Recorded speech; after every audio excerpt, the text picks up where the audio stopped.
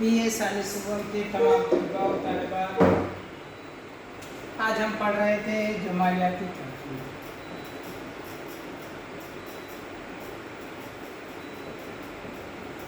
اس سے پہلے کے لیکچر میں ہم نے دیکھا ہے کہ جمالیاتی تنقید میں جمالیات یعنی حسن کو زیادہ اہمیت دی جاتی ہے اور حسن کے اقدار پر ہی اس کو پرکھا جاتا ہے۔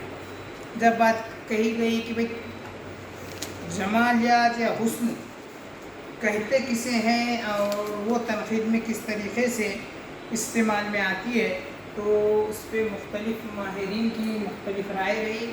ایک بعض کا کہنا یہ ہے کہ بھئی حسن کو ڈھونڈے کہاں، تو حسن کی تعریف کیا ہے؟ تو مختلف طریقے سے کسی نے کہا ترتیب و تنظیم کو حسن کہا جا سکتا ہے، کسی نے کہا کہ بکھرے ہوئے تارے تو حسین لگتے ہیں، تو پھر وہ کس طریقے سے حسن ہوا؟ تو ترتیب یہ ہوئی کہ بعض نے کہا کہ کوئی خوبصورت چیز کو حسن کہا ہے، کسی نے روشنی کو حسن کہا ہے، تو کسی نے سیدھی ترچھی آڑی ٹیڑھی لکیروں کو حسن کہا ہے۔ مختلف طریقے سے کسی نے سادگی کو حسن کہا ہے، کسی نے صناعی کو حسن کہا ہے۔ مختلف طریقے سے حسن کی بات کہی گئی ہے۔ بالآخر یہ کہا گیا ہے کہ حسین شے وہ ہے جو مفید ہو۔ اب ہر فائدے والی چیزیں حسن، اس خیال کو بھی رد کر دیا گیا اور بتایا گیا کہ جب خلا کوئی کھنڈر ہو جاتا ہے، خراب بھی ہو جاتا ہے، تو لیکن وہ بھی سیاحوں کے لیے بہت زیادہ پرکشش ہوتا ہے۔ بعض نے کہا کہ بھئی حسن جو ہوتا ہے تو وہ تو کہا گیا ہے کہ رخ یار میں بھی آدھا ہوتا ہے، رخ لیلا میں بھی ہوتا ہے، اور چشم مجنون میں بھی حسن ہوتا ہے۔ مطلب یہ ہے کہ دیکھنے والے آنکھ اور جو چیز نظر آتی ہے وہ دونوں میں حسن موجود ہوتا ہے۔ اور اس طریقے سے یہ بات طے پائی کہ جس سے انسان کو مسرت حاصل ہوتی ہے، اس سے خوشی حاصل ہوتی ہے، اس سے ایک لطف حاصل ہوتا ہے، وہ شے حسن ہے۔ اور یہ دونوں حسن اور مسرت ایک ہی شے کے دو پہلوؤں کا نام ہے۔ جب شعر و ادب کی بات کی گئی تو کہا گیا ہے کہ شعر و ادب میں بھی وہ الفاظ، وہ محاورے، وہ ترکیب بندی جس سے پڑھنے والے کو ایک مسرت حاصل ہوتی ہے، لطف حاصل ہوتا ہے، ایسی چیزیں حسن دار کہلائے گی اور وہ جمالیاتی تنقید کے لیے قابل قبول ہوگی۔ اب آگے یہ دیکھتے ہیں کہ یہ غلط فہمی نہیں ہونی چاہیے۔ شاعری میں فکری عنصر کا سرے سے دخل ہی نہیں۔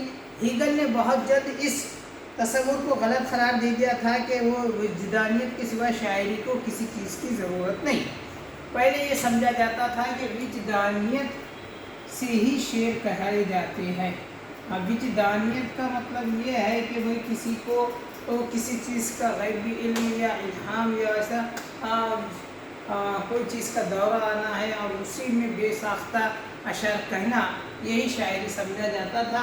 لیکن اس خیال کو رد کر کے ہیگل نے بھی یہ کہا کہ غور و فکر کے بغیر کامیاب شاعر وجود میں آنا ممکن ہی نہیں۔ ارنال نے بھی کہا کہ شاعر کے لیے مفکر ہونا ضروری ہے۔ ایلیٹ نے بصراحت کہا ہے کہ شاعری بے شک کسی احساس جذبے کا اظہار ہے، لیکن اس کا یہ مطلب نہیں کہ شاعری معنی یا مضمون سے بے نیاز ہے یا بڑے شاعری میں اس کی ضرورت نہیں۔ کسی نے کہا کہ بھئی کہ شاعری اور مفکر یعنی کوئی خیال، کوئی مضمون ہونا ضروری ہے، اس کے بغیر شاعری ممکن ہی نہیں۔ جبکہ کچھ پہلے یہ سمجھ تھی کہ وجدانیت کے ذریعے کہی جاتی ہے شاعری، اور اس میں صرف اور صرف انسان اپنے جذبات و کیفیات کا اظہار کرتا ہے۔ لیکن یہ بات رد کر دی گئی اور یہ کہا گیا ہے کہ یقیناً اس میں احساس و جذبے کا اظہار ہوتا ہے، لیکن اس میں ایک کسی خاص مضمون یا خاص فکر کا ہونا بھی ضروری ہے۔ اس کے علاوہ اور ایک بڑے مغربی مفکر والٹر پیٹر بھی کہتا ہے، وہ ادب کو دو حصوں میں ادب کو تقسیم کرتا ہے۔ ایک کہتا ہے کہ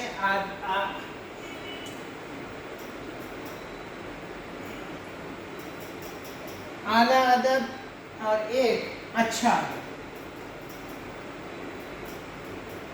ان دو ادب میں تقسیم کرتے ہوئے ارنولڈ کہتا ہے کہ جو ادب صرف حسن صورت رکھتا ہو اسے اچھا ادب کہا جا سکتا ہے، مگر اعلیٰ ادب کے لیے ضروری ہے کہ اس میں ظاہری حسن کے ساتھ موضوع کی عظمت بھی پائی جائے۔ چنانچہ جمالیاتی تنقید کے ضابطے میں پہلا مقام فکر کی عظمت کا ہوا۔ دیکھیے اب ہم ان تمام باتوں کا یہ ذکر نکال سکتے ہیں کہ جیسا یہاں پر ارنولڈ اور والٹر پیٹر نے جو بات کہی ہے کہ بھائی دو ادب کی دو قسمیں، ایک اعلیٰ ادب اور اچھا ادب۔ اچھا ادب کے لیے صرف اور صرف ظاہری حسن کافی ہے، یعنی صرف اور صرف اس کی ترتیب اچھی ہو، منظم طریقے سے ہو، اچھے الفاظ اور اچھی ترکیب بندی کا استعمال کیا گیا تو یہ اچھا ادب کہلائے گا۔ لیکن کہا گیا ہے کہ یہ اچھا ادب، اعلیٰ ادب اس وقت کہلائے گا جب اس میں کسی خاص فکر، کسی نظریے، کسی مقصد کو وہ اچھے طریقے سے پیش کیا جائے، وہ جب اعلیٰ ادب تخلیق پاتا ہے۔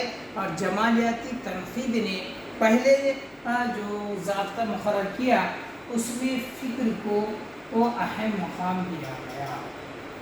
مطلب جمالیاتی تنقید میں جہاں حسن کی کہا گیا ہے، جمالیاتی اقدار کو اہمیت دی گئی ہے، اس کے ساتھ ساتھ اس میں فکر کو بھی اہمیت دی گئی ہے۔ اب اس کے بعد دیکھا یہ گیا ہے کہ اس حسین خیال کو جو جامہ پہنایا گیا ہے وہ اس کے بدن پر سستا ہے یا نہیں، یعنی خیال کا موضوع اظہار ہوا ہے یا نہیں۔ یہ اسی وقت ممکن ہے کہ فنکار موضوع الفاظ کے انتخاب اور ان کی موضوع ترتیب میں کامیاب ہوا ہو۔ کولرچ کے نزدیک الفاظ کی بہترین ترتیب نثر ہے اور بہترین الفاظ کی بہترین ترتیب شعر۔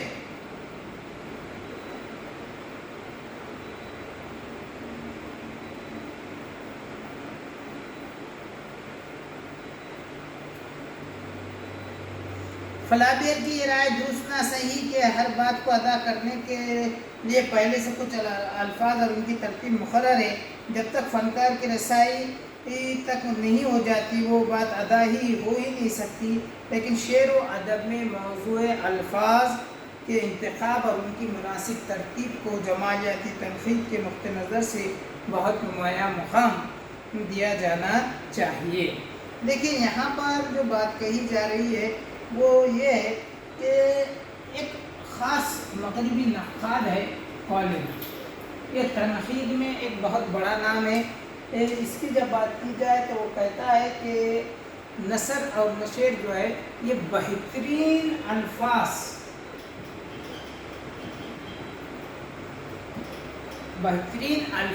کو بہتر انداز میں یعنی ترتیب کے ساتھ پیش کرنے کے نام ہے، اور جب ہی یہ چیز کیا ہے کامیابی کی شکل اختیار کر سکتی ہے۔ اس کے علاوہ فلابیر ایک مغربی نقاد ہے، اس کا بھی کہنا یہ ہے کہ شعر و ادب کے لیے موضوع الفاظ کا انتخاب اور ان کی مناسب ترتیب بھی ہونا ضروری ہے۔ جیسے یہاں کہا گیا ہے کہ فکر کو اہمیت حاصل ہے، یقیناً فکر کو بہت زیادہ اہمیت حاصل ہے، لیکن وہ خیال و فکر کو پیش کرنے کے لیے صحیح انداز اور موضوع الفاظ کا انتخاب بھی ہونا بہت ہی ضروری ہے۔ جمالیاتی تنقید کی جب ہم بات کرتے ہیں تو اس میں ان تمام کے علاوہ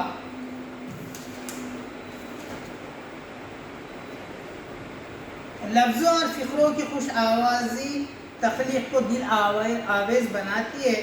بے شک نثر کے مطالبات الگ ہیں اور شاعری کے الگ، مگر خوش آوازی اسی دونوں کے لیے ضروری ہے۔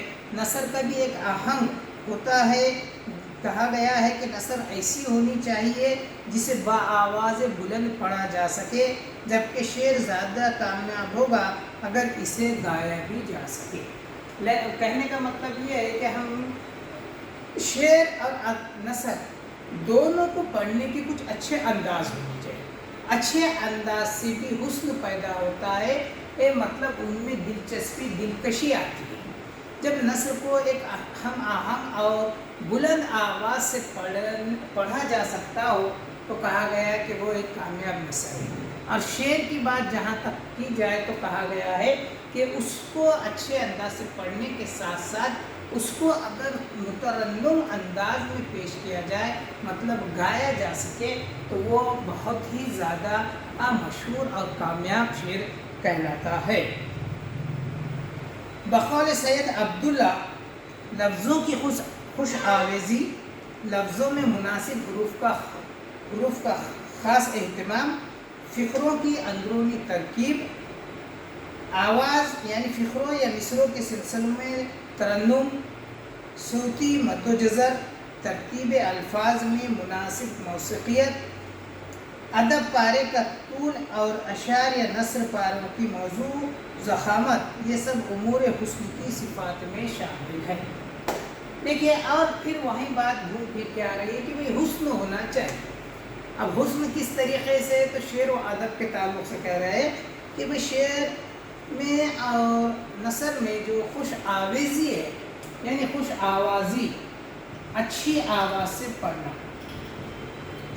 یہ بھی حسن کی ایک مثال ہے۔ پھر کہا گیا کہ لفظوں میں مناسب حروف کا خاص اہتمام کرنا، یا مطلب یہ کہ وقت ضرورت برمحل الفاظ کا استعمال ہونا ضروری ہے، وہ اس سے بھی حسن پیدا ہوتا ہے۔ اس کے علاوہ فقروں کی اندرونی ترکیب میں آواز یعنی فقروں یا مصروں کے سلسلوں میں ترنم جو ہوتی ہے، کم زیادہ آواز، اچھی آواز میں پڑھنا، صوتی مد و جزر، صوتی مد و جزر، صوت کہتے ہیں آواز کو، مد و جزر مطلب اتار و چڑھاؤ، آواز کا اتار چڑھاؤ بھی شعر و نثر میں ایک قسم کا حسن پیدا کرتا ہے، ایک قسم کی کامیابی اور دلکشی پیدا ہوتی ہے۔ اس لیے صوتی مد و جزر کا بھی خاص خیال رکھنا ہوتا ہے۔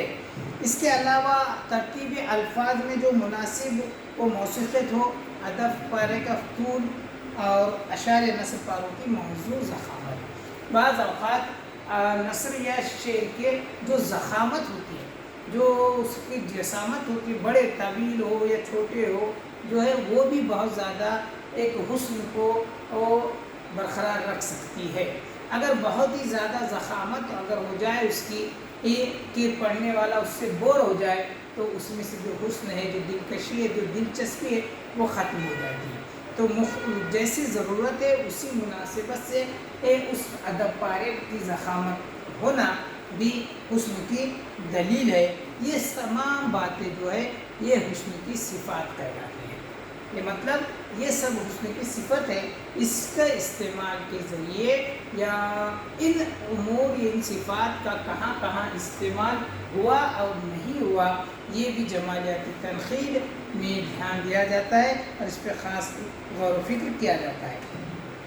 ترنم و خوش آہنگی کے ساتھ ساتھ جمالیاتی تنقید کو تخلیق اور خاص طور پر شعری تخلیق میں امیجری یا پیکر تراشی کی جستجو رہتی ہے۔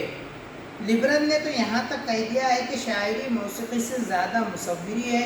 پیکر تراشی میں تشبیہ و استعارہ نہایت اہم رول ادا کرتے ہیں، اس لیے نقاد کی ان پر بھی نظر رہتی ہے۔ اور ایک مغربی شاعر نقاد کا ذکر آ رہا ہے اور اس کا نام ہے لیبرن۔ لیبرن کہتا یہ ہے کہ پیکر تراشی ہونی چاہیے، خاص کر جب ہم بات کرتے ہیں شعر و شاعری کی، مطلب اس میں اس طریقے سے سامنے والے کی پیکر تراشی کی جانی چاہیے کہ وہ موسیقی اور مصوری سے بھی بہتر لگنا چاہیے۔